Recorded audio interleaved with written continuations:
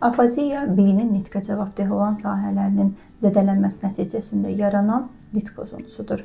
Bu pozuntu zamanı insan oxumaq, danışmaq, yazmaq, anlamaq kimi bacarıqlarını müxtəlif dərəcədə itirir.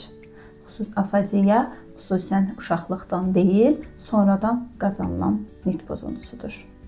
Afaziyanın yaranma səbəbləri kəllə-beyin travmaları, insulit, beyin şişləri, beyin infeksiyaları. Afaziya olan şəxslər danışmaqda və söz tapmaqda çətinlik çəkir, natamam və qarışıq danışıqdan istifadə edirlər. Afaziyanın korreksiyasında əsas məqsəd nitqin bərpası və ünsiyyətin yaxşılaşdırılmasıdır.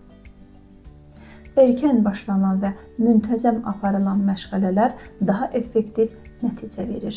Sizinlə mən idim defektolog Laqafet Gönçə Məmmədova.